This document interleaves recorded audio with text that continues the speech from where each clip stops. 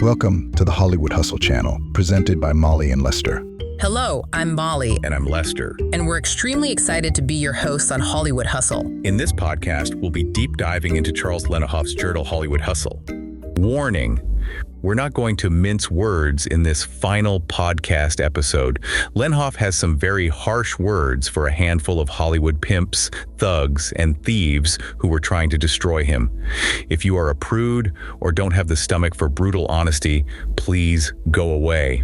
On the other hand, Lenhoff has a boatload of friends and associates who work their tails off to help him battle the bad guys. And if you love David versus Goliath stories, stay tuned. Lenhoff admittedly had keen instincts and summarized things with satire. He saw a pimp as someone who makes their living on other people's living they represent and/or act on behalf of. Pimps get a percentage of the individual's earnings in exchange for advising, counseling, directing them in the development of their career. In Hollywood, a pimp predominantly procures employment. For example, talent agents, sex traffickers, unscrupulous parents coercing their child to act in a Disney Channel show so they can keep their family financially afloat. Lenhoff understood thug originated from Hindi word thag, swindler, thief, and based on Sanskrit sthagati, he covers or conceals. In Hollywood, present-day definition is a person who is habitually associated with any entity for the purpose of committing immoral and corrupt acts. For example, a thug often refers to someone who acts as a bully or as a sleazy Hollywood lawyer. The word thieves originated from Old English theaf, Dutch dief, and German dieb. In Hollywood, present-day definition refers to a person who takes property from another without the knowledge or consent of the latter, converting it to their own benefit. For example, a movie studio ripping off a profit participant, or a deadbeat client attempting to avoid paying an agent their legitimately earned commission. Lenhoff agrees that this was a simple commission dispute that went bonkers and was made into a federal case. However, UTA was aggressively trying to destroy his business. ICM and WME's hands were unclean as they were poaching his clients as well. Lenhoff stood up to them. It was just dumb luck that his super lawyer Phil Kaplan saw something much more sinister at play, which led them to uncovering the crime of the century in Hollywood. Remember, this journal is about the rise and fall of TV packaging. 5 creatures, 2 agent pimps, 1 lawyer thug, and 2 deadbeat client thieves tried to screw Lenhoff, so he sued their butts. Let's credit, illuminate, and history remember the 5 key players who got the whole ball rolling by lighting Lenhoff's fire and directly trace their role in the destruction of TV packaging. 1. Anna DeCosa, who gets the award for perfidy, and we pray that your mind be released from its prison to be reincarnated in another vessel. We're seeing you as an immortal jellyfish, the planet's only known immortal species, and once it reproduces, it reverts back to a polyp stage and lives its life over and over again. It's perfect, because in that vessel, you can do no more damage to anyone or anything. Number 2, Michael Sinclair at UTA, who is the #1 reason for having to give up TV packaging, is because of this joker. Sinclair gets the Captain Ron Award for killing the golden goose that laid the golden eggs, and we're praying that your mind be released from its prison to be reincarnated in another vessel. We're seeing you as a quahog clam in the Arctic, living for over 500 years and hopefully keeping your mouth shut. Number 3, Ryan Tracy at UTA and now CAA. Tracy gets the Robo-Dial Award, and we're praying that your mind be released from its prison to be reincarnated in another vessel.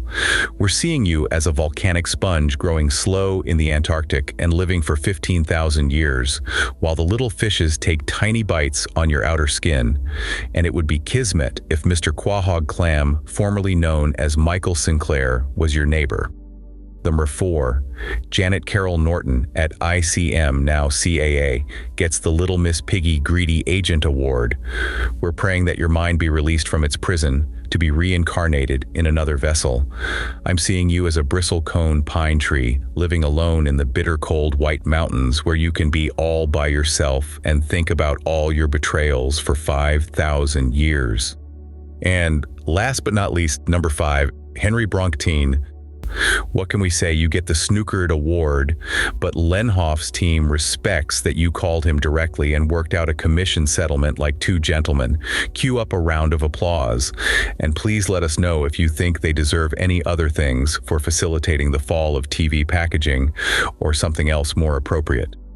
Lenhoff, over a few years, put the whole story together and broke it down in layman terms to 3 basic steps. Step 1, 5 agents and their employers formed a cartel of Uber agencies. Step 2, the cartel of Uber agencies blew up the SAG franchise agreement. Step 3, the cartel of Uber agencies monopolized the TV packaging market and refused to co-package with anybody outside their little club. The Uber agencies stole all the top talent from agencies outside their cartel. That's a crime, ladies and gentlemen. That's illegal.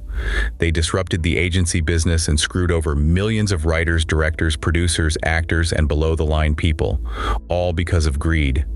Let there be no misunderstanding. A crime was committed by these bad actors. Antitrust price fixing is a crime punishable by 10 years in the slammer and up to $100,000 fine.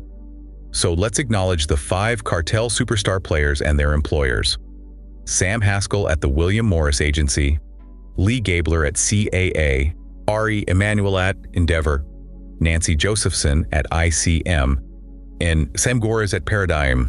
And that's all for now, folks, and let's deep dive. All right, so today we're going deep on something that might sound kind of behind the scenes at first. Yeah, a little bit insider baseball. Yeah, exactly, like television production. But I think this is actually going to be really fascinating. And we're going to look at the economics and how things actually work. And in particular, we're going to focus on something called TV packaging. And really the story of a guy named Charles Lenhoff, who challenged this system that had been in place for a really long time. Yeah, he really kind of shook things up. What I think is really interesting about his story is it goes way beyond just Hollywood, you know? It gets into this idea of fairness and the impact that just one person can have, and even, believe it or not, quantum physics. So let's back up. Yeah. What is TV packaging? Okay, so picture this, you're this big-time talent agency, and you've got access to all the big stars, right? The actors, the writers, the directors, everybody. You need to put a TV show together. And what you do is you bundle them all up as a package. And then you go to the studios and you negotiate for all of them to be involved in the show. It's like one big deal. And the main source for this deep dive is Lenhoff's recently published book, Hollywood Hustle. And what's crazy is it reveals how much money these agencies were making off this system. Okay, so how much are we talking about here? Like, give me the numbers. Okay, so get this. For a show that ran for 100 episodes, agents could potentially earn up to $8 million in fees. Whoa. And that's not even the whole story. They also got a percentage of the profits from the show even after it ended. Like, they were making money for years off just one deal. I mean, no wonder the system went on for so long if they're raking it in like that. So where does Charles Lenhoff come into all of this? So Lenhoff was this guy who just saw this whole thing as completely unfair. I mean, he argued that it made the agents focus more on getting the biggest payday than actually looking out for the best interests of the creative people they were representing. It was like a total conflict of interest. And he went after the 2 of the 4 Uber agencies. Yeah, he accused them of rigging the market, basically. And he said they had been screwing over writers, actors, directors, crafts people, all these people for like 75 years. 75 years. That's basically as long as TV's been around. Pretty much. What did he do to try to change things? Well, he was very meticulous about it. He gathered all this evidence and he exposed all the financial stuff that was going on behind the scenes with these packaging deals.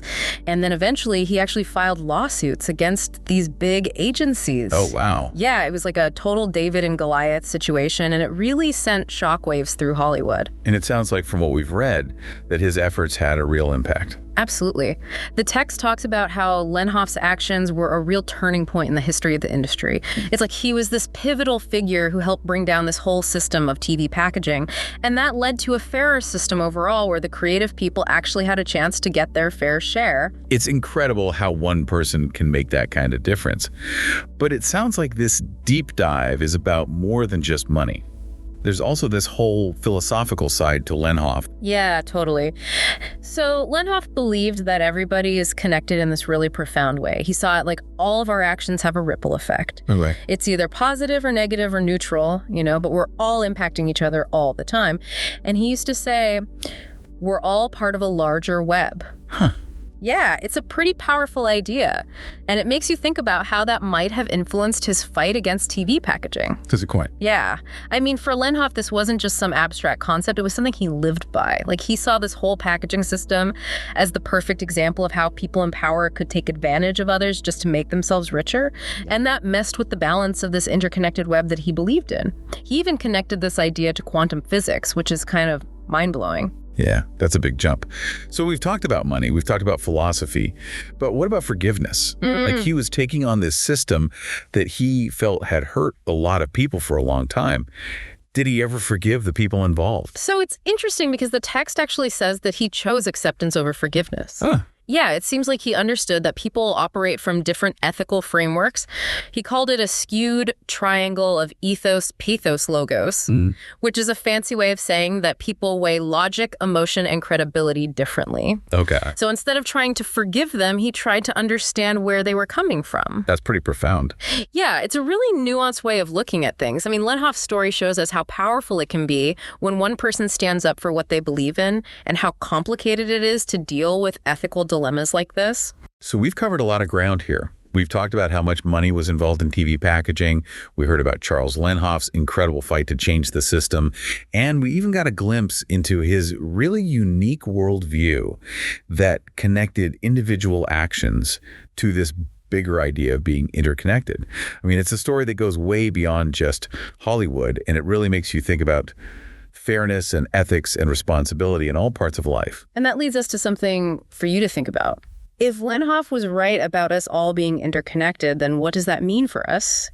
What responsibility do we each have to make sure things are fair and ethical, not just in big industries like television, but also in our own lives? That's a great question. Something to ponder. Yeah, for sure. During Lenhoff's long, torturous journey of litigation and writing his journal, he dealt with thousands of people. Mostly wonderful people, but there were a few rotten ones, both of which he writes in his book and is a shut the barn doors, set your hair on fire, a must read. So we're not going to be spoilers, and you're just going to have to buy the book, preferable hard copy. However, we suggest all the Hollywood pimps, thugs, and thieves mentioned briefly in this podcast series, and much more candidly in depth in Lenhoff's journal, take a good, long, deep look into a mirror. Focus on seeing your soul deep within your eyes. Think compassion and humility. Live that experience. Then try reconciling all the damage you have done to our great TV business. Congressman Raskin sat on the J6 committee, was recently quoted, "You know, mysteries are called a whodunit because it starts with a crime and then you try to determine who committed it. By its nature, parties to a conspiracy want to keep them secret. As Lenhoff's superstar lawyer Phil Kaplan says, conspirators rarely sit for group portraits. Picture Lucky Luciano, Frank Costello, and Vito Genovese sitting around a table talking shop with a photographer and newspaper reporter.